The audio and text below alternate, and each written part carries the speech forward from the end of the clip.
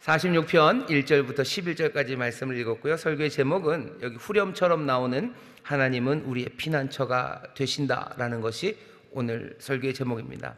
하나님은 우리의 피난처가 되신다. 여기 고라자손이 위에 보면 그렇게 되어 있죠. 고라자손의 시라고 되어 있습니다. 하나님 우리의 피난처가 되신다라는 말씀이 다른 어느 때보다도 절절하게 들립니다. 우리의 삶에 어려운 문제가 오기 때문이기도 하고요. 환란이 닥치기 때문이기도 하고 뭐 큰 재난이 오지 않아도요. 우리 마음의 근심과 두려움들 그리고 아픔들 숨쉬기 어려운 상황들이 우리에게 다가옵니다. 오늘 1절을 보시면 이렇게 되어 있어요. 하나님은 우리의 피난처시오 힘이시니 환란 중에 만날 큰 도움이시라. 환란 가운데 우리에게 도움이 되시는데 특별히 오늘 우리가 읽은 시편 46편 말씀이 우리에게 절절한 것은 지난 한 주간 우리가 뉴스를 통해서 보셨죠? 미사일 나르고 또 요격하고 하는 그 일들을 봅니다. 우리가 몰라도 되는 것들을 알게 돼요. 탄도미사일, 크루즈 미사일 들어는 봤지만 그게 뭔지 구별할 필요도 없었는데 이번에는 이란이 탄도미사일을 쐈다고. 탄도미사일은 뭐고 크루즈 미사일은 뭐고 미사일은 뭐고 또 폭탄은 뭐고 우리가 알 필요도 없고 또 알 이유도 별로 없는 것들을 우리가 알게 할 만큼 지금 세상에 어려운 상황들이 펼쳐지고 있습니다. 탄도미사일 그러면 뭐가 달라요? 탄도랑 크루즈 미사일이 뭐가 다릅니까? 순항미사일이랑 탄도미사일이 뭐가 달라요? 모르죠. 탄도미사일이라는 건요. 탄도는 탄도미사일 이런 겁니다. 그러니까 높이 쏴서요. 그냥 빨리 확 떨어뜨리는 거예요. 올라갈 때는 로켓으로 올라가요. 떨어질 때는 자유낙하입니다. 그냥 중력으로 확 떨어져요. 어마어마한 속도로 떨어집니다. 그냥 올려놓기만 하면 그건 떨어질 거예요. 근데 떨어지는 건 자유낙하기 때문에 어디에 떨어질지 잘 모르죠. 그러니까 탄도 계산을 합니다. 쏘아 올릴 때 계산을 하고 딱 꺾어서 떨어지는 각도만 잡아놓으면 그 다음에 알아서 거기서 탁 떨어져요. 그게 탄도미사일입니다. 탄도 그렇게 높이 올리려면 엔진이 특별해야 되고요. 특별한 엔진은 로켓이에요. 로켓 엔진으로 올립니다. 순항미사일 그렇게 크루즈 미사일은요 로켓 엔진이 아니에요. 엔진이 제트 엔진입니다. 제트 엔진이랑 로켓 엔진이 뭐가 달라요? 로켓 엔진은 그 안에 연료랑 고체 연료를 쓸 때도 있고 아니면 액체 연료를 쓸 때도 있는데 그 연료랑 산소가 그 안에 같이 들어있어요.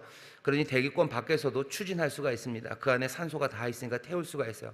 로켓은 그렇게 그 안에 그냥 강력한 힘으로 대기권 밖까지 쏘아 올려서요 그냥 중력으로 확 떨어뜨리는 게 탄도미사일입니다. 계산을 해야 돼요. 순항미사일은 좀 달라요. 엔진이 제트 엔진입니다. 제트 엔진이라는 건 산소가 필요해요.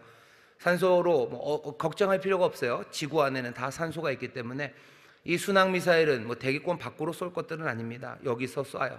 여기서 쏘는데 탄도미사일보다는 훨씬 더 속도는 좀 느리겠죠. 하지만 이건 그냥 진짜로 순항 알아서 계산하면 계산대로 그냥 가서 때립니다. 사람들이 순항미사일을 쏴요. 그리고 탄도미사일을 쏩니다. 순항미사일은 그러니까 되도록이면 낮게 날라야 돼요. 높이 날르면 그 속도 정도는 맞출 수가 있어요. 탄도미사일은 어마어마하게 빠르기 때문에 맞추기가 어렵습니다. 순항미사일은 낮게 그리고 탄도미사일은 높게 사람들이 알고 있는 모든 수학적인 계산과 물리학, 화학 모든 것들을 다 동원해서 만들어낸 최첨단 과학의 첨단이 미사일들입니다.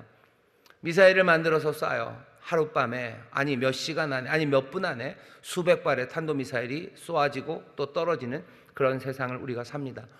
탄도미사일은 그러니 크겠죠. 기왕에 올린 거 떨어뜨릴 때 작은 거 떨어뜨리지 않아요. 어마어마한 양을 싣습니다. 그렇게 어렵게 올려서 떨어뜨리려니 거기다가 뭐를 담아서 떨어뜨리겠습니까? 효과적으로 떨어뜨려야 돼요. 그러니 생각해낸 게 사람들은 탄도미사일 그 앞에다가 뭘 놓고 싶어요? 핵을 놓고 싶어 하는 거예요. 핵을 놓고 떨어뜨리려는 무기들 그 안에 뭐가 실렸는지 모르는 어마어마한 폭탄의 양들을 쏘아 올리고 떨어뜨리는 그 일들을 합니다. 우리나라에는 다행히 아직 그렇게 탄도미사일에 뭔가를 실어서 이 땅에 떨어진 적은 없어요. 북한이 이제 쏘기 시작하는 건 예전엔 바다에다 쏘기 시작했다가요 이제 탄도미사일에 자신이 생기는 거죠. 그러니 어디에 땅에다 떨어뜨립니다. 아직은 자기들 땅에 떨어뜨렸어요. 자기들 땅에 떨어지게 미사일을 쏩니다. 하나님이 우리에게 주신 지혜가 그리고 하나님이 우리에게 주신 기술이 사람들을 공포로 몰아넣고 그리고 환난의 날을 앞당기는 그런 일들로 쓰이는 세상을 우리가 살아요. 다행히 남과 북에서 오고 가는 건 아직은 탄도미사일도 아니고 순항미사일도 아닙니다. 한반도는 아직까지는 낭만적이에요. 우리가 오고 가는 건 풍선입니다. 풍선이 오고 가요. 타이머를 맞춘 풍선이 오고 가죠. 하지만 풍선을 오고 가게 하는 이 낭만이 언제 무엇으로 바뀔지 모르는 그런 세상을 삽니다. 하나님은 우리의 피난처가 되신대요. 풍선이 날아오는 그것을 막기 위해서 사람들은 뭔가 시스템을 만들려고 해요. 이스라엘은 그 작은 나라가 둘러싸여 있는 곳에서 여러 미사일이 올 걸 압니다. 한두 나라가 미사일을 갖고 이스라엘로 쏘지 않겠죠. 어마어마한 미사일이 올 걸 이스라엘은 알아서 자기들을 보호하기 위해서 삼중으로 그 막을 만들었대요. 아이언돔, 그 다음이 데이빗 슬링입니다. 다윗의 물맷돌이에요. 그리고 에로 시스템이라고 세 가지, 높은 곳, 중간 곳, 낮은 곳, 어디서든 요격하기 위해서 그 방어망을 만들어 놓고 미사일이 올 때마다 그것들을 다 부셔놔요. 아마 이스라엘은 이제 어쩌면 하나님이 우리의 피난처가 된다고 고백하기도 하겠지만, 아이언돔과 그리고 다윗의 물맷돌과 그리고 에로 시스템이 우리의 피난처, 우리를 돕는다고 말할지 모르겠어요. 사람들은 다 그렇게 말합니다. 우리나라도 요격하는 시스템들을 만들어 놨죠. 사드라는 방어 체제를 만들어 놓고 그걸로 레이더를 보고 맞추기 위해서 패트리어트를 가져다 놓고 그렇게들 삽니다. 우리의 안전을 지키기 위해서 온갖 힘들을 다 모아요. 국가가 전쟁에서만 그렇게 하는 건 아닙니다. 한 개인의 삶, 그 삶을 지키기 위해서 우리도 피난처들을 만들어 놓죠. 몰래 숨겨놓은 것들이 있어요. 몰래 준비해 놓은 것들이 있어요. 내 삶에 어려움이 올 때 나를 도와줄 만한 것들, 뭐죠? 보험입니다. 이런저런 보험들 많이 들어놓고요, 그게 내 삶의 피난처가 되기를 바라요. 아니면 남편 몰래 어떻게 모아놓았던, 들어놓았던 개들, 그게 내 삶의 피난처가 되겠죠. 남편들도 마찬가지, 아내 몰래 어디 부어놨던 적금들, 그게 내 인생의 피난처가 되는 것 같고, 뭔가 내 삶에 오는 여러 가지 문제들을 해결하기 위해서 이것저것 피난처들을 만들어 놓습니다. 하지만 피난처는 그렇게 물질적인 것만은 아니에요. 사람들이 숨쉬기 위해서 뭔가 어려움이 처할 때 피해야 될 곳들을 찾습니다. 그런데 사람들은 점점 더 그 피난처를 찾기가 어렵습니다. 피난처가 필요한 이 절절한 시절에 오늘 우리가 시편 46편을 읽어요. 시편 46편 처음 시작하는 말은 우리에게 뭘 얘기해 주냐면요, 우리에게 편이 있다고, 우리 편이 있다는 데서부터 시작합니다. 1절 보시면, 하나님은 우리의 피난처시요 힘이시니 환난 중에 만날 큰 도움이시라. 우리에게 편이 있습니다. 우리의 피난처, 우리의 힘. 그래서 환난 날에 우리에게 큰 도움이 될 하나님이 계셔요. 오늘 우리는 이 시편을 노래하고 이 시편 말씀을 들으면서요, 어쩌면 잊어버렸던 이야기를 다시 한번 기억나게 하고, 우리가 잃어버려고 그리고 잊어버렸던 내 피난처에 대해서 다시 한번 확인하는 시간입니다. 우리에게는 피난처가 있어요. 우리의 힘이 되셔서 우리의 환난 날에 우리의 정말로 큰 도움이 되실 우리 편이 계십니다. 누가 그러세요? 하나님이 우리의 피난처시고 우리의 힘이십니다. 사람들은 그걸 잊어버린 것 같아요. 그리고 이것들에 대해서 이야기하지 않습니다.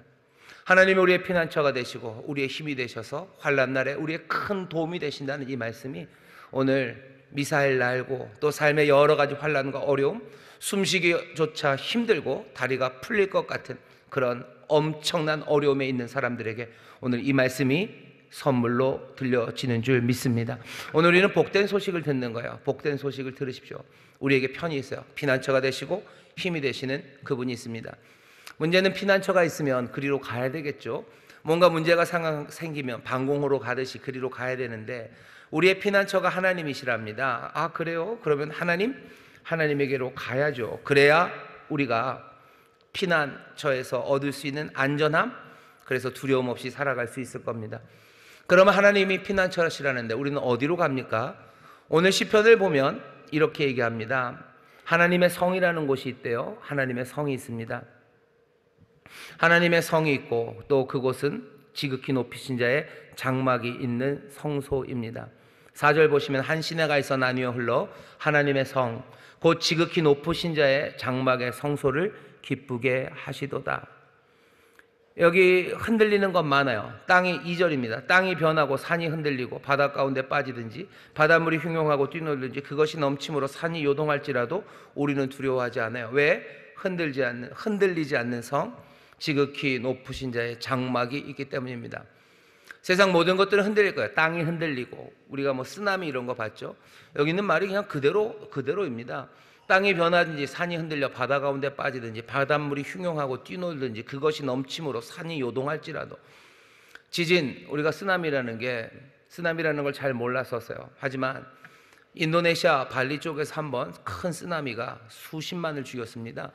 우리가 먼 데 있기 때문에 잘 몰라요. 그냥 그때, 크리스마스 그때 정말로 뭐 한두 명이 죽은 게 아니에요. 100명, 1000명이 죽은 게 아니에요. 수십만이 그냥 쓰나미에 쓸려서 죽었어요.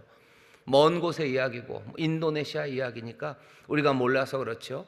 그냥 한 번에 물결 하나로, 지진 하나로, 그 해저에서 일어난 지진 하나가 그 땅이 흔들리면서요, 큰 물이 덮쳐 많은 사람들을 쓸어간 그런 일들. 일본은 좀 가까우니까 동일본 대지진으로 그 쓰나미 때문에 어떤 일이 있었는지 우리는 그 그림들은 좀 더 많이 보았습니다. 세상은 흔들려요. 땅이 흔들리지 않을 것 같지만 아니, 땅이 흔들립니다. 땅이 흔들리면 바다는 뛰놀기 시작하고 흉용하고 그것들이 또 산을 덮쳐버리는 그런 세상이에요. 흔들리지 않는 곳이 있어야 피난처가 됩니다. 흔들리는 곳은 피난처가 될 수 없습니다. 여기 모든 것들이 두려워 떨고 요동하지만 여기 흔들리지 않는 것, 요동치 않는 것, 하나님이 그 성중에 거하심에 성이 요동치 아니할 것이라. 5절 보시면 요동치 않는 성이 하나 있어요. 그 성은 아까 말씀드린 것처럼 정말로 하나님의 성이고 지극히 높으신 자의 장막, 그 장막에 있는 성소입니다. 이스라엘 사람들은 여기가 어딘지 알아요? 여기가 어디겠습니까? 예루살렘이죠. 하나님의 성, 지극히 높으신 자의 장막이 있는 곳. 땅도 흔들리고 바다도 흔들리지만 흔들리지 않는 성, 요동하지 않는 성, 예루살렘입니다. 예루살렘은 흔들리지 않아요. 그러니 사람들은 예루살렘으로 갑니다. 하나님의 전으로 가요. 이스라엘 사람들은 그렇게 생각했어요. 세상이 다 무너져도 예루살렘은 흔들리지 않아요. 왜? 여기는 여호와께서 계신 곳, 요동치 않아요. 전쟁이 와도 흔들리지 않을 거예요. 어떤 일이 있어도 여기에 피하면 안전할 거라고들 믿었어요. 하지만 우리는 압니다. 그 사람들의 믿음이 깨졌죠. 아수르가 쳐들어왔을 땐 하나님이 예루살렘을 지키셨어요. 아수르라는 그 대제국에서 하나님의 보호하신 가운데 안전했던 예루살렘, 물론 상처는 많았으나 무너지지는 않았죠. 하지만 하나님이 결국은 바벨론을 통해서 예루살렘을 흔들어 버리십니다. 모든 성전을 다 무너뜨려요. 그럼 이제 우리가 알죠. 여기 예루살렘이 영원한 것은 아니에요. 하나님의 성, 지극히 높으신 자의 장막이 있는 성소. 그래서 하나님이 거하시는 그곳이 요동치 않는데 우리는 역사적으로 이제 압니다. 그곳은 예루살렘이 아니었어요. 흔들리지 않는 곳은 어디입니까? 그러면 예루살렘 말고 그 말이 그대로 이야기했던 하나님이 거하시는 곳, 하나님이 임재하시는 곳, 하나님의 능력이 있는 곳. 그래서 그곳에서 도움이 우리에게로 오는 바로 그곳이 흔들리지 않는 우리의 피난처가 됩니다. 하나님의 임재하심, 거기가 하나님의 피난처예요. 거기가 우리가 피할 곳이에요. 거기가 요동치 않습니다.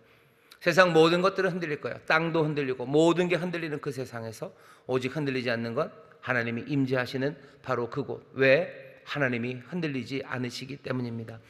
하나님이 임재하시는 곳은 어디입니까? 하나님이 임재하시는 곳은 어디예요? 하나님이 임재하심으로 그곳에 능력이 있는 그곳은 다른 곳 아닙니다. 요한복음에 보면 우리에게 그 흔들리지 않는 성이 어딘지를 알려주셔요. 말씀이 육신이 되어 우리 가운데 거하신다고 하셨어요. 말씀이 육신이 되어 우리 가운데 거하십니다. 하나님의 임재는 어디에 있어요? 이제 말씀이 육신이 되어 그 예수 그리스도 그분에게 임하셔요. 그러면 우리의 피난처는 어디입니까? 우리의 피난처는 어디예요? 하나님이 임재하신 곳, 말씀이 육신이 되신 바로 그곳, 우리 앞에 주님으로 서 계신 바로 그분, 예수 그리스도, 그분이 우리의 피난처가 되셔요. 예수 그리스도가 흔들리지 않으셔요. 주님이 흔들리지 않으셔요. 환난 날에 우리가 피해야 할 곳은 어디입니까? 환난 날에 우리의 피난처가 되시고 힘이 되시는 바로 그 장소는 어디예요? 예수 그리스도, 우리 주님이 있는 바로 그곳입니다. 성육신 하신 하나님, 임마누엘, 우리와 함께 하신 분. 오늘 후렴도 그 얘기를 같이 합니다. 7절 보시면 만군의 여호와께서 우리와 함께 하시니 야곱의 하나님은 우리의 피난처시로다. 만군의 여호와가 우리와 함께 하시는 곳. 왜? 예루살렘은 무너졌기 때문이에요. 예루살렘이 우리의 피난처가 아니에요. 예루살렘이 피난처라고 생각했던 것은 하나님이 그곳에 계셨기 때문이에요. 이제 그러니 진일보한 겁니다. 하나님이 계신 곳, 만군의 여호와께서 우리와 함께 하시니 우리의 피난처 바로 그분이 하나님이라고. 우리와 함께 하시는 하나님 임마누엘입니다. 임마누엘 되신 하나님, 그 하나님이 우리의 피난처가 되십니다. 여러분들, 주님이 우리의 피난처 되심을 믿으시기를 주의 이름으로 축원합니다. 그러니 주께 피하는 자가 복이 있어요. 주께 오는 자, 그 사람들이 삶의 안전과 그리고 생명의 보호하심을 누릴 겁니다. 그러니 예수님이 요한복음에서 얘기하시는 거죠. 와라, 와 보라고 얘기해요. 오늘 말씀에도 요구하는 명령은 두 가지입니다. 8절 보면 와서 여호와의 행적을 볼지어다. 와서 봐라, 여호와의 행적을. 와서 봐라, 여호와가 무슨 일을 행하시는지. 오라고 얘기하는 거예요. 오라고. 누구에게로? 여호와의 임재가 있는 그곳으로입니다. 환난이 많은 세상을 살아갑니다. 뭐가 쏟아질지 모르는 세상, 흔들리는 세상을 살아가요. 우리의 흔들리지 않는 피난처는 어디 있습니까? 예루살렘 성도 아니에요? 우리의 주님이 임마누엘, 바로 그분이 우리의 피난처십니다. 주께로 오셔요. 주 앞으로 피하십시오. 그 사람들이 복 있는 줄 믿습니다. 자, 잘 들으셔야 돼요. 주께로 피할 겁니다. 주님께로 갈 겁니다. 자, 그럼 이제 문제가 해결된 것 같지만 사실은 해결된 게 아니에요. 예루살렘까지 거기였으면 갈 수도 있었을 텐데, 비행기표 타고 어떻게 해서 가서 그런 피난처가 세상에 어디 있으면 갈 텐데 예루살렘이 아니래요. 하나님이 임재하신 곳이래요. 아, 그게 어딘가 둘러봤더니 하나님의 임재하신 곳은 예수 그리스도 임마누엘 그분이래요. 아, 그래요? 그럼 임마누엘 그분에게 또 가야 되겠죠? 근데 그분 임마누엘에게는 어떻게 갑니까? 예수님에게는 어떻게 갑니까? 너무 염려하지 마셔요. 주께서 우리랑 숨바꼭질 하시는 분이 아니셔요. 뭐 나 잡아봐라 하시면서 해변가로 아니면 저 산으로 들로 뛰어다니면서 우리의 피난처 되시는 그분이 도망다니고 숨는 분이 아니셔요. 도망다니고 숨기는커녕 우리 앞에 서실 뿐만 아니라 우리 가운데 거하시는 주님이십니다. 임마누엘은 어디 계십니까? 하나님, 우리의 피난처는 어디 계셔요? 놀랍게도 우리가 찾으러 가는 게 아니에요. 그분이 우리에게로 오십니다. 피난처가 우리에게 오셔요. 우리의 힘이 우리에게로 오셔요. 주의 영이 우리 가운데 임하셔요. 내 안에 임하시고 우리 가운데 지금 임하십니다. 나의 피난처를 찾기 위해서 먼 산으로, 아니면 나의 피난처, 나의 힘을 찾기 위해서 내가 다른 곳으로 가야 될 필요 없어요. 하나님의 은혜는 우리를 안전하게 거하게 하시고 우리에게 생명 주시고 환난 날에 우리를 도우실 바로 그 도움은 우리에게로 오십니다. 우리에게로 오셔요. 어쩌면 우리가 도망가도 우리에게로 오셔요. 왜? 우리를 사랑하셔서 우리를 안전하게 보호하시고 우리의 삶을 정말로 아버지의 뜻대로 풍성하게 하시려 그 피난처는 우리에게 오십니다. 세상이 흔들리고 그리고 환난이 많아요. 사람들은 두리번 거립니다. 어디 피난처가 있을까 두리번거려요. 하지만 오늘 시편이 우리에게 알려주죠. 흔들리지 않는 건 오직 하나님만이 우리의 피난처가 되셔요. 하나님이 임재하신 그곳이 바로 나의 삶의 피난처가 됩니다. 하나님은 어디에 임재하십니까? 임마누엘, 예수 그리스도에게 임재하시고, 그리스도 사랑하는 주님은 지금도 우리를 찾아오셔서 우리 가운데 거하시는 주님이셔요. 내 삶이 어디에 있든지 그곳이 내 삶의 피난처가 될 수 있습니다. 찬송가 495장 보면 그 어디나 하늘나라죠. 그 어디나 예수님 계신 곳 그 어디나 하늘나라입니다. 내 영혼이 은총 입어 중한제진 벗고 보니 슬픔 많은 이 세상도 천국으로 화합니다. 안전한 곳으로 변해요. 할렐루야 찬양하세. 내 모든 죄 사함받고 주 예수와 동행하니 그 어디나 하늘나라. 내가 피난처에 거하는 것, 내가 어디를 가나 나는 피난처에서 살 수 있어요. 어디를 가나 나는 그 힘으로 살 수 있습니다. 왜? 주님이 나와 동행하시기 때문이요. 주님께로 가셔요. 하지만 염려하지 마셔요. 주님이 우리에게 오십니다. 멀리 갈 것 아니에요. 많이 헤맬 것 아니에요. 주님은 우리에게 오셨어요. 그러면서도 뭐라 그래요? 와 보라고 얘기하셔요. 요한복음 1장에서 예수님이 제자들을 부르시면서 하셨던 말씀입니다. 사실은 오신 분은 누구예요? 예수님이 오셨어요. 말씀이 오셨어요. 태초에 계셨던 그 말씀이 육신을 입어 우리 가운데 오셨어요. 어쩌면 그 먼 길을 하늘로부터 이 땅으로 오셨어요. 그리고 또 우리에게 뭐라고 얘기하셔? 우리에게 오라고 얘기하셔. 주님은 먼 길을 오셨습니다. 우리는 어쩌면 한 발짝 나가기를 원하시는 것 같아요. 한 발짝 나가셔요. 환난의 자리에 있는 사람들, 피난처가 어디 있습니까? 어쩌면 내가 있는 바로 여기. 그러나 여기가 피난처가 되는 이유는 주께서 내게로 오셨기 때문이요. 피난처가 나에게 있습니다. 그러니 어떻게 하셔요? 여러분들 오라는 말씀, 그 말씀 따라서 한 발짝 앞으로 나가시기를 주의 이름으로 축원합니다. 한 발짝 앞으로 가셔요. 그리고 보셔요. 그게 오늘 우리에게 요구하는 바입니다. 우리는 피난처가 어딘지를 알아요. 그런 여러분들 삶의 피난처를 찾기 위해서요, 여기저기 다녀야 될 이유는 없습니다. 내가 있는 그곳에 주가 오시고 나는 주께로 와서 주께로 가서 그것들을 보기 시작합니다. 그 피난처를 보기 시작해요. 그러면 도대체 어떤 요구를 하셔요? 와 보라고 얘기하시죠. 그리고 뭐라 그러세요? 가만히 있어 내가 하나님됨을 알라고 얘기하십니다. 요구하는 바는 두 개예요. 피난처는 우리에게 오십니다. 그러니 8절 와서 여호와 행적을 볼지어다. 오라고 얘기하시는 거죠. 오라고, 다가오라고, 영접하라고. 내가 피난처, 나의 피난처가 나에게 오셨음을 여러분 영접하세요. 피난처가 여기 계십니다. 주님 여기 계셔요. 주님 앞에 내가 지금 나와 있습니다. 그러니 주님을 영접하시고 그리고 보기 시작하셔요. 보여지는 일들은 무시무시한 일들이 여전히 펼쳐질 겁니다. 하지만 보십시오. 아무것도 하지 말고 라고 되어 있는 것 같아요. 가만히 있으라는 얘기는 뭐 아무것도 하지 말고 라는 것보다는 오히려 하던 일을 멈추고 라는 뜻이 더 많습니다. 하던 일을 멈추고, 내가 피난처가 없어서 어쩌면 헤매던 그 걸음을 멈추고, 왜? 피난처가 내게 오셨으니. 내가 피난처를 찾기 위해서 이것저것 내 삶을 내어주는 것 그거 멈추고, 내가 방황하던 거 멈추고, 그리고 어쩌면 내 눈물 그거 멈추고, 내가 다시 한번 소망으로 거기에 가만히 서서라는 뜻이 있습니다.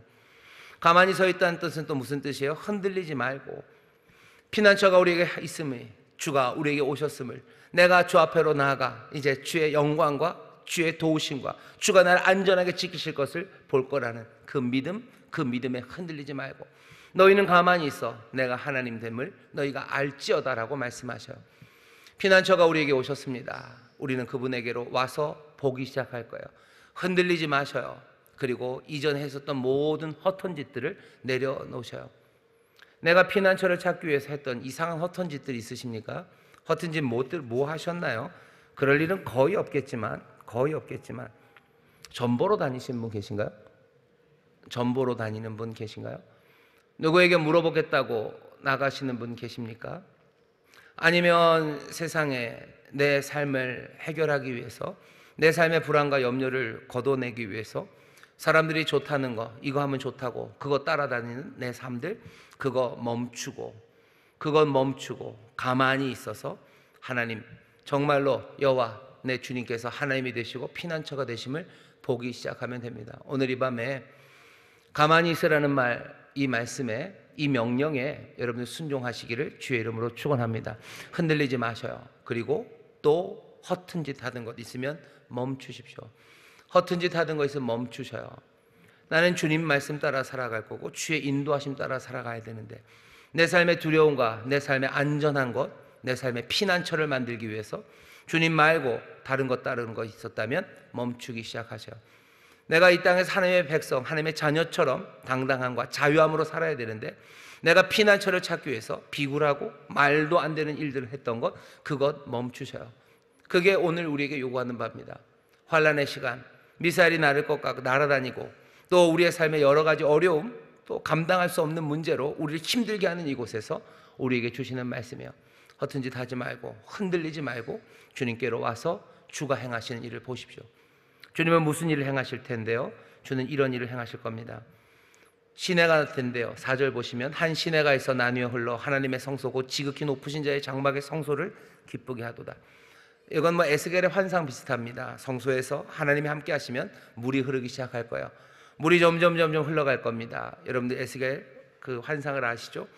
점점 성전에서 흘러간 물이 점점 깊어져요. 그리고 가는 곳마다 생명을 만들어냅니다. 이 시내로 흐르는 물은 앞에서는 어떤 물이었어요? 흉용하여 뛰놀던 물이었어요. 산을 요동하고 덮치던 그 물이었어요. 하지만 그 물은 이제 시내가 되어 하나하나 생명을 만들어내며 흐르기 시작합니다.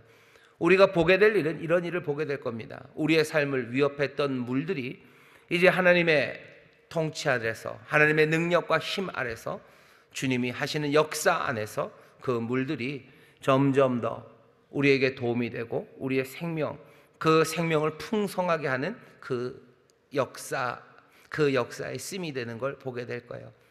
나를 힘들게 했던 그것들이 나에게 복이 되는 것들을 보게 될 겁니다. 나를 지치게 만들었던 바로 그 문제가 내 삶에 하나님의 은혜가 되는 그 뒤집으시는 역사를 보게 됩니다. 여러분들 기대하십시오. 기대하십시오. 내 연약함이 정말로 주 안에서 나의 강함이 되고, 어쩌면 내가 눈물로 보냈던 그 눈물의 시간들이 내 믿음을 키우고 나로 하여금 정말로 하나님의 자녀의 성숙함으로 자라게 하는 능력이 됩니다. 내가 수고하고 땀 흘리고 그래서 아무 열매 없었다고 생각했던 바로 그것이 하나님께서 다 뒤집어 내 삶의 영광이 되고 열매 풍성하게 맺게 하시는 그 놀라운 역사를 하나님이 이루셔요. 와서 보십시오. 와서 보셔. 흔들리지 말고 보셔. 내가 떨고 무서워했던 그 모든 것들을 다 기쁨으로 바꿔내기 시작하실 거예요. 내 두려움과 내 슬픔이 변하여 기쁨이 되게 하시고, 내 두려움이 찬송이 되게 하시는 그 놀라운 역사를 보게 될 거예요. 내가 내 가정 때문에 힘들었습니까? 그럼 내 가정 때문에 내가 기뻐하는 그 일을 보게 하실 거예요. 내가 내 자녀 때문에 많이 울었습니까? 그럼 내 자녀 때문에 내 삶에 참된 기쁨과 행복, 하나님의 영광을 보게 하시는 그 일을 이루신대요.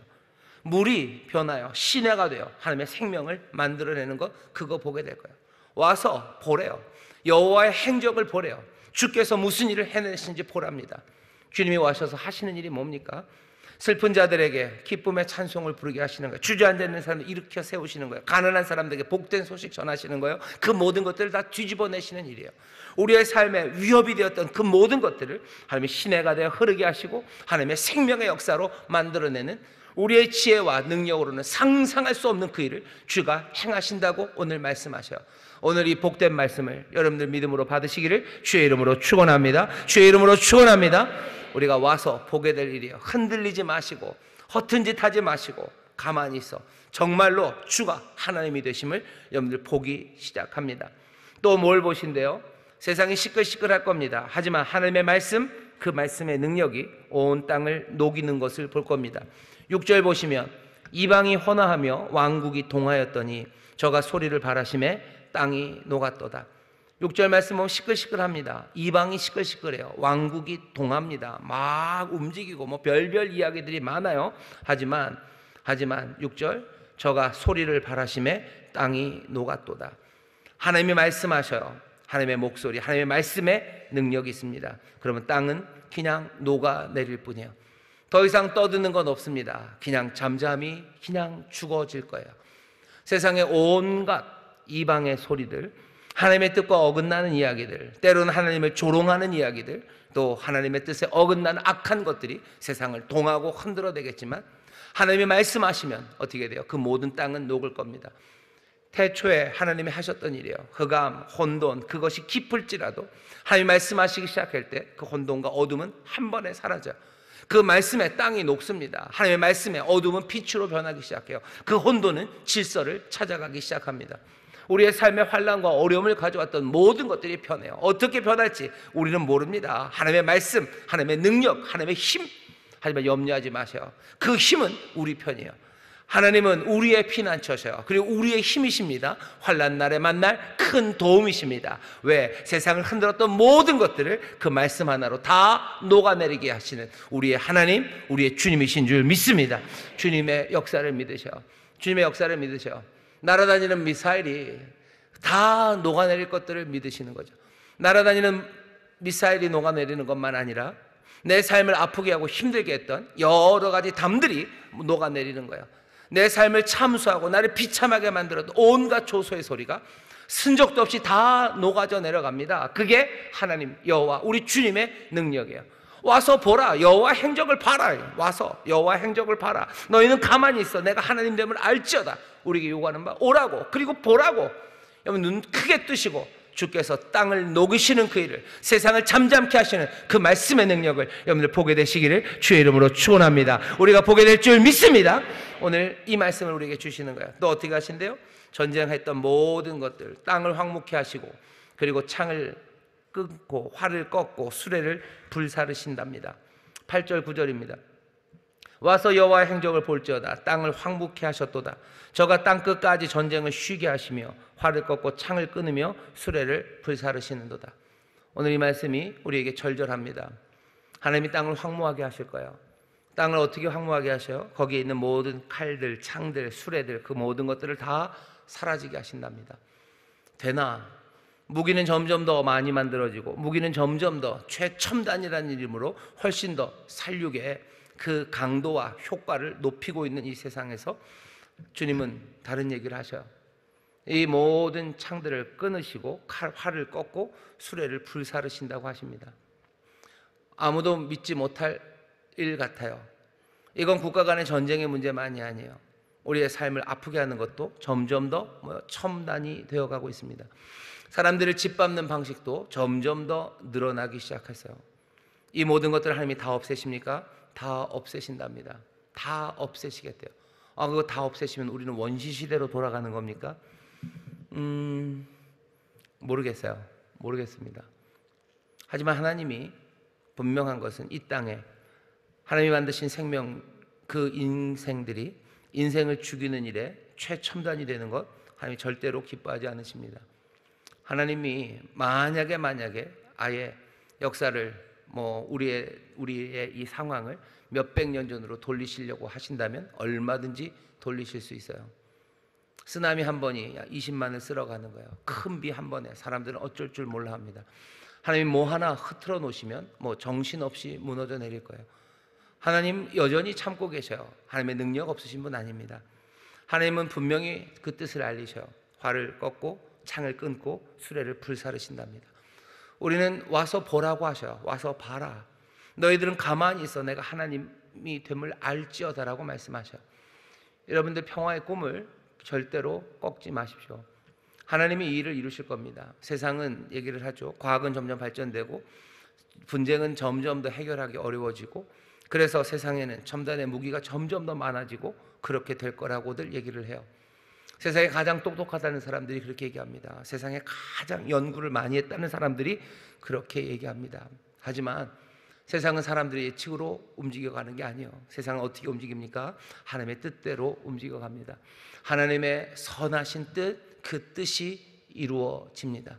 하나님의 선하신 뜻은 우리가 서로를 죽이는 것이 하나님의 선하신 뜻이 아니기에 이 땅을 황무케 하시고 창, 활, 모든 수레를 불태우심으로 이 땅을 평화, 하나님이 주시는 생명 가득한 땅이 되게 하십니다. 보라고 얘기하셔요. 봐라. 와서 봐라. 너희들은 가만히 있어 내가 하나님됨을 알지어다. 와서 여호와 행적을 보라고 말씀하십니다. 우리가 이 놀라운 일을 보게 될 줄 믿습니다. 보게 될 줄 믿습니다. 그러니 어떻게 해요? 우리는 최악의 상황에서도 두려워하지 않습니다.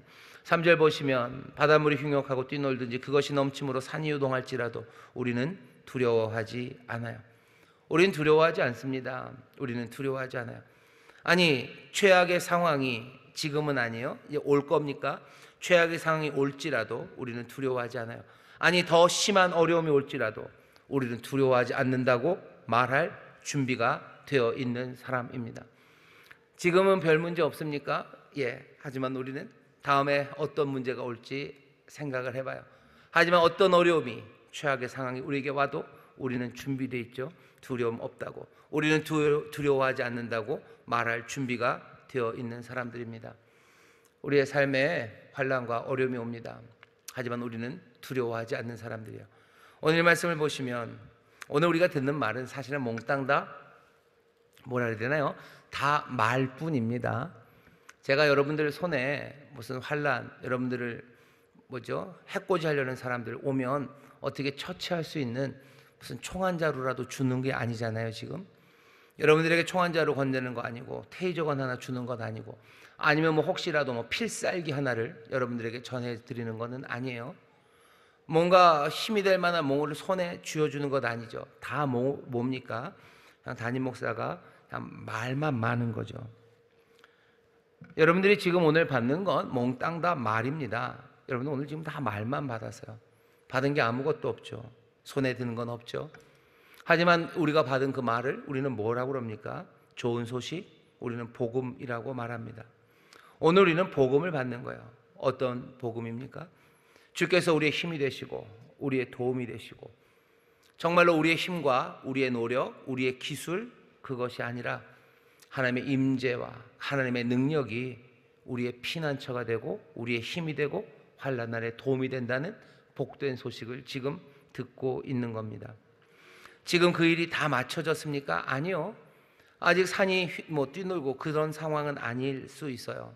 아니 어쩌면 지금 물이 뛰놀고 있는 그런 상황일 수도 있습니다. 아직 일이 다 맞춰진 것 아니죠.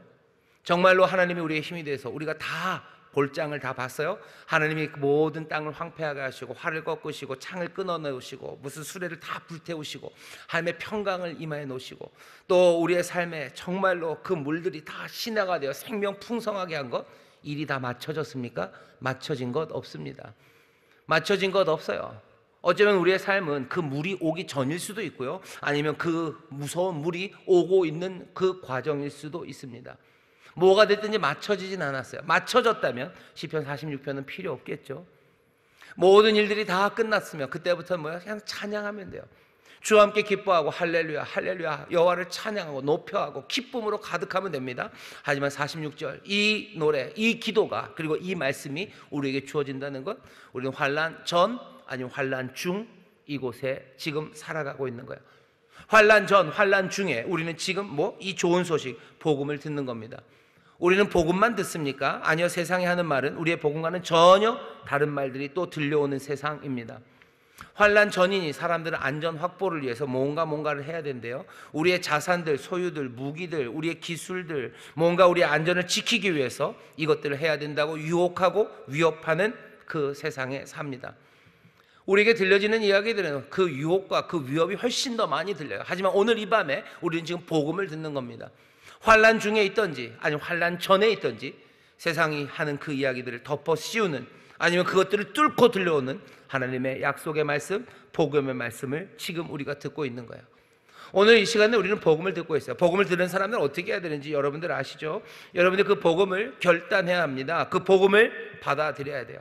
세상의 경보음, 안전 확보를 위해서 일해야 된다는 그 경보음들을 따라 살지, 아니면 여호와께서 우리의 피난처가 되시고 주님이 우리의 피난처가 되시고 주님만이 흔들리지 않으시는데 바로 그 주님이 우리와 함께 하시고 우리에게 오시니 와서 영접하고 그 안에서 평안을 누리며 여호와가 하는 일, 주님이 하시는 그 일을 보라는 이 복음의 말씀, 이 말씀을 따라 살 것인지 결단해야 되는 시간에 있는 겁니다. 세상의 이야기들은 훨씬 더 많아요. 세상의 경보들, 안전을 확보하기 위해서 하라는 온갖 이야기들이 다 들려요. 하지만 그 모든 것들을 뚫고 들려오는 오늘 이 복음의 말씀이에요. 오늘 이 시간 말고 여러분들 세상을 살다 여기 오셨어요. 어쩌면 세상은 우리의 피난처가 뭐다라는 온갖 이야기들로 가득합니다. 하지만 오늘 이 말씀은요, 우리 그 모든 것들을 다 뚫고 들어오는 거, 아니 그 모든 것들 다 아니고 우리의 피난처, 우리의 힘은 우리 하나님, 우리 주님이 우리의 피난처시고 우리의 힘이시고 우리의 도움이시다라는, 어쩌면 이 날카롭고 어쩌면 세상에서 희박한 이야기가 우리 가운데 들려오는 겁니다. 오늘 이 소식을 듣는 거야. 이 말씀을 듣는 거야. 이 은혜를 지금 우리가 누리고 있는 겁니다. 해야 될 일은 뭐예요? 영접해야 되는 거죠. 와서 그 일을 보겠다고 결단하는 그 일은요, 어쩌면 떨리는 일입니다. 왜냐하면 아직 눈에 보인 게 없기 때문이에요. 우리가 듣는 건 말씀 아닙니까? 여기 지금 뭐가 벼락이라도 좀 때리고 뭔가 말 한마디에 무슨 총이 꺾어지고, 그죠? 여기 총 하나 세워놓고 제가 총 녹아라 그럼 총이 막 녹아내리고, 활 꺾어라 그럼 활이 꺾어지고, 뭐 그러면 그럴 텐데 지금 하는 건 뭐예요? 그냥 몽땅 난 말뿐 아닙니까? 이 말은 우리에게 결단을 요구하는 거예요. 세상에 있는 말 말고 이 복음의 말씀을 내가 영접해야 되는지 그것 앞에 서 있는 겁니다. 복음은 늘 결단을 요구해요. 왜? 복음이라는 게 세상과는 전혀 다른 날카로운 것 하나가 우리에게 오기 때문이에요. 이 복음은 날카롭게 우리에게 오고 결단을 요구하지만 사실은 가장 따뜻한 초청입니다. 어떤 식으로 초청하는 거예요? 예수님께서 수고하고 무거운 짐진 자들아 다 내게로 오라, 내가 너희를 쉬게 하리라 라고 우리를 초청하시는, 어쩌면 은혜로우신 초청이에요. 내가 피난처가 되겠다는 거죠. 수고하고 무거운 짐진 자들 내게로 오라고, 내게로 와서 쉬라고 피난처가 지금 하시는 말씀이에요. 여기 시편 46편에서만 말씀하시는 거 아닙니다. 우리의 피난처가 된다고 여기 우리가 노래하지만, 그렇게 우리가 노래하는 것처럼 고라자손의 노래를 우리로 듣게 하시지만 사실은 이 고라자손의 노래 가운데서 주의 음성이 들리는 거예요. 아니 나중에 수백 년이 지난 후에 예수님께서는 그 사람들 앞에서 그 갈릴리 그곳에서 사람들 향해서 얘기하래요. 수고하고 무거운 짐진 자들아 다 내게로 오라고. 갈릴리의 그 사람들, 환난 가운데 있는 사람들이에요. 위협 가운데 있는 사람들이에요. 정말로 로마 경제적인 가난, 온갖 격동의 시대를 살아가며 어쩔 줄 몰랐던 그 사람들에게 예수님이 수고하고 무거운 짐진 자들 다 내게로 오라고 지금 초청하시는 겁니다. 여러분, 이 초청은 그냥 막연한 초청이 아니에요. 마태복음 11장 28절에서 예수님이 그렇게 초청하시는데요, 바로 그 앞에 있는 이야기들은요 무슨 이야기냐면 그런 이야기입니다. 지혜롭고 슬기로운 자들에게는 다 숨기시고 어린아이들에게 나타내심, 그것에 대해서 예수님이 감사하고 계셔요. 상황이 왜 그렇죠? 예수님께서 기적을 행하셔요. 예수님이 귀신을 쫓아내시고 병든 자들을 치료하십니다. 예수님이 가난한 자들을 초청해서 함께 먹으시고 또 사람들과 함께, 세리들과 함께 하시며 그렇게 행하시건만 지혜롭고 슬기로운 자들은 그것들을 받아들이지 못해요. 그냥 어린아이들이 받아들여요. 그냥 예수님 그것으로 즐거워하십니다. 그러며 부르시는 거예요. 수고하고 무거운 짐진 자들아 다 내게로 오라고. 이 초청에 지혜롭고 슬기로운 사람들은 여전히 응하지 않습니다. 누가 응할 거예요? 어린아이 같은 사람들이 응할 겁니다. 어린아이 같은 믿음으로 오늘 말씀이 증거돼요. 지혜롭고 슬기로운 사람들은 뭘 요구하겠어요? 어떻게 그 물이 시내가 되는지 보여달라는 거죠. 보여줘야지 믿어요. 아니, 와서 보라는데 보여줘야지 믿는답니다. 아니, 어쩌면 보여준데도 믿지 못하는 거예요. 예수님이 보여주셨죠. 병자들을 고치시고 귀신을 쫓아내셔. 아니, 더 위대하게는 우리의 모든 죄를 대속하기 위해 십자가 지시고 그리고 사망 권세 깨뜨리고 우리에게 부활의 생명을 주시려 부활하신 주님이셔. 그것들을 보고도 사람들은 영접하지 않습니다. 오늘 이 복된 말씀을, 주님이 우리의 피난처가 되시고 주님이 우리의 힘이 되시고 환난 날에 우리의 도움이 되시고 우리는 정말로 임하신 주님, 그 임마누엘 앞으로 나가서 주가 행하신 일을 보며 우리의 삶의 평안함을, 주님이 초청하신 대로 안식을 얻으라 하시는데 우리는 그것들을 받아들이지 못하는 거예요. 오늘 이 시간 말씀은 선포되고 있어요. 예수님이 초청하셔요. 우리에게 결단을 요구합니다. 우리가 해야 되는 일은 뭡니까? 이 말씀을 여러분들 어린아이처럼 영접하시기를 주의 이름으로 축원합니다. 내게로 오는 자는 어떻게 되겠습니까? 주님께로 오는 자는 안식을 얻을 거예요. 주님은 온유하고 겸손합니다. 주가 주시는 멍에를 메고 짐을 지고 가볍게 기쁨으로 달려나가면 돼요. 주님은 우리의 피난처가 되십니다. 주님은 우리에게 피난처가 되셔요. 피난처에서 안식을 얻은 사람들, 숨 쉴 수 없던 사람들이 거기서 숨을 고르고 나면 주가 우리에게 주시는 멍에, 주가 우리에게 주시는 짐, 내 사명과 그리고 내게 주신 모든 부담들, 해야 될 일을 위해서 아주 가볍게 다시 나가기 시작합니다. 피난처는 그런 곳이에요. 그냥 숨어 있는 곳만은 아닙니다.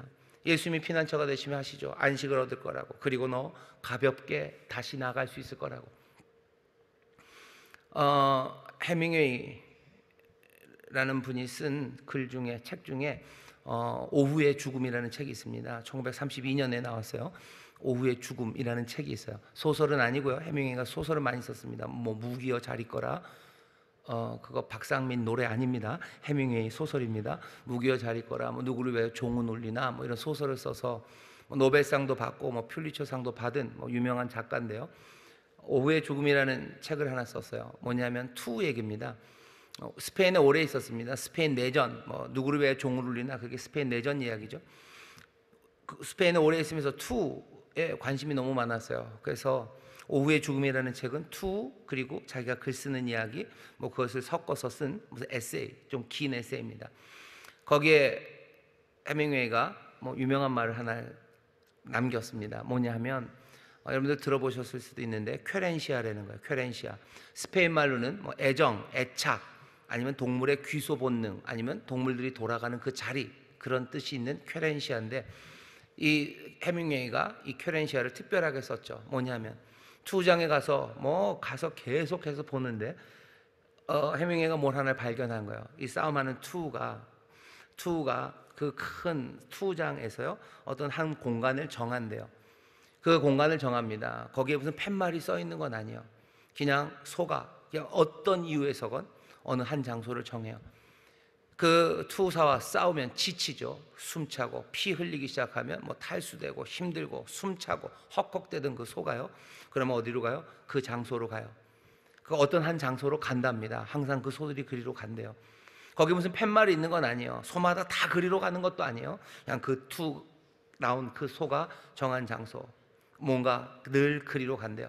거기에 이름을 해밍웨이가 쾌렌시아라고 지었어요. 쾌렌시아, 적인 쾌렌시아. 그 투하는 소가 그곳에 가면요 숨을 고른답니다. 움직이지 않아요. 거기서 싸우지 않아요. 숨을 고르고 거기서 쉬어요. 거기서 쉬고 그 다음엔 어떻게 돼요? 그 다음엔 이 소는요 다른 소가 돼서 나와요. 강력한 소가 돼서 다시 뛰어들기 시작합니다. 퀘렌시아에 피해 있는 이 소를 투사가 가서 어떻게 건드려도요 이길 수가 없어요. 퀘렌시아에서 이 소는 말할 수 없이 강하답니다. 그리고는 이 투가 다시 땅을 박차고 튀어나오기 시작하는 거죠. 소도 퀘렌시아가 있어요. 소도 자기가 숨 고르고 내가 새 힘을 얻는 그곳이 어딘지 소도 압니다. 소만 아는 것은 아니에요. 모든 동물들이 꽤나 많이 알아요. 개구리들이 동면을 할 때 어디 팻말이 붙어 있나요? 무슨 미추홀구에 있는 개구리들은 다 일로 와라 그렇게 있지 않아요. 그렇다고 해서 아무데나 그냥 누워서 겨울을 나지 않습니다. 겨울을 나야 되는 그 장소를 그들이 찾아가요. 자기들의 퀘렌시아, 안식을 얻고 숨을 고르고 생명을 보존하고 다시 일어설 수 있는 그 자리를 동물들이 알아요. 우리도 사실은 알아요. 우리도 알아요. 그럴 수밖에 없죠. 우리를 하나님의 형상대로 지으셨어요. 그런데 사람들은 정말로 그 퀘렌시아를 찾아가는 귀소 본능이에요. 본향을 찾아가는 내 피난처와 나의 힘이 되시는 분이 누군지 우리가 아는 게 당연한데도 우리의 눈이 가려지고 우리의 귀가 가려지고 온갖 시끄러운 소리들 때문에 우리가 가야 할 그곳, 우리의 피난처를 놓치는 겁니다.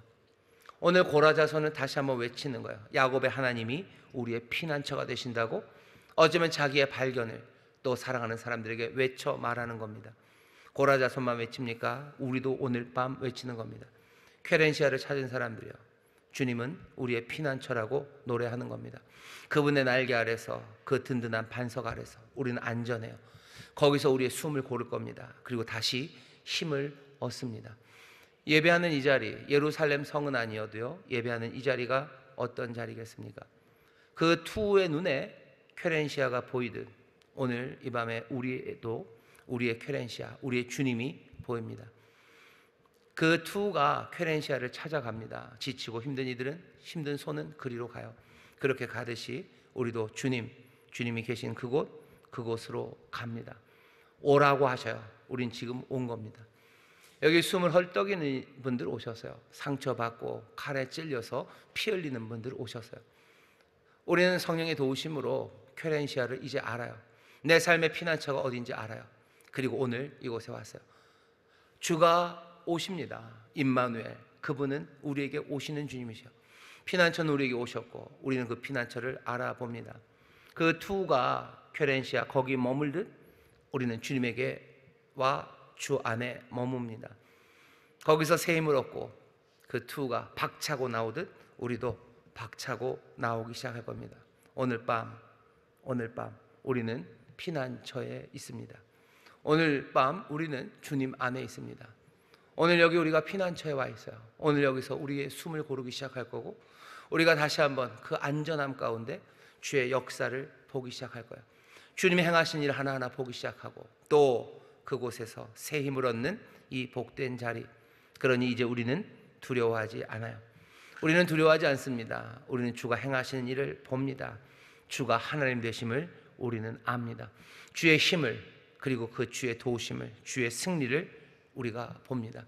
오늘 이 밤 숨이 돌아오고 내가 가야 할 그 길이 보이기 시작하고 땅을 박차고 나갈 그 힘을 주시며 채우시는 그 귀한 은혜, 우리의 피난처 되신 주님이 우리와 함께 하심을 믿습니다.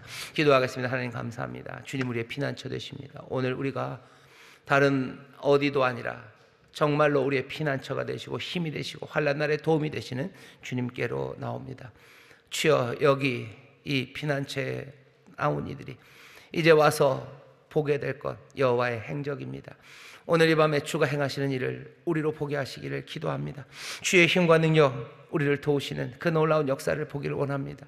아버지 안에는 험한 물들이, 아버지 안에는 생명의 물이 되는 역사를 보게 하시고, 아버지 세상의 모든 시끄러운 것들이 잠잠해지는 일들을 보게 하여 주옵시고, 아버지 안에는 분쟁과 싸움이 아니라 하나님의 화평, 아름다운 하모니가 이루어지는 일들을 우리로 보게 하여 주시옵소서. 주여, 이제 이 말씀 안에 준비된 이들, 아버지 복음을 영접한 이들이 오니 주여, 환난 중에 내가 두려워하지 않는다 고백하게 하시며 내가 피난처에 있다고 고백하는 이들 되게 하여 주옵시고, 아버지는 환난 전에라도 이제 환난의 시간이 올 때 내가 할 말이 있는 이들, 정말로 두려워하지 않을 이유가 분명한 하나님의 사람들이 되게 하시니 감사합니다. 주님, 주께로 나오니 오늘 주님이시여 피난처 되신 주님이셔. 우리의 삶을 새롭게 하여 주옵소서. 감사드리며 예수님 이름으로 기도하옵나이다. 아멘.